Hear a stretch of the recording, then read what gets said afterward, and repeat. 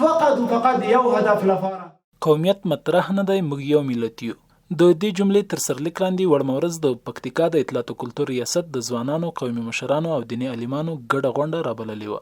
دې غونډې ته ویناوالو د یووالي او اتحاد په ارزښت له دیني، کلتوري او ټولنیزو اړخونو خبرې وکړې او له خلکو یې وغوښتل چې د خپل هیواد د پرمختګ او هوساینې لپاره په ګډه کار وکړي.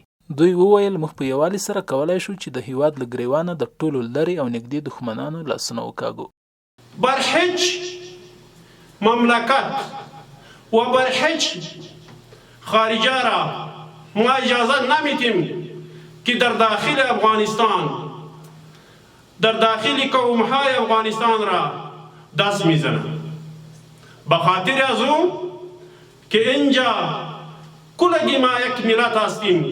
دیني علماو هم غونډې ته له دیني اړخه د نفاق په زیانونو خبرې وکړې او زیاته یې کړه چې په اسلام کې برتري یوازې په تقوا او ایمانداري سره ده او هغه ملتونه بریالي دي چې له کینې او کرکې مخ اړولی وي. ولا تنازعوا، تاسې تنازع، اختلاف او منافقتونه او بدبختۍ، کینې او عداوتونه په خپلو منځو کې مه کوئ. ولې د څه لپاره؟ فتفشلوا، تاسې به ناکام سئ، تاسې به له خپلو لویو اهدافو نه به پاتې سئ.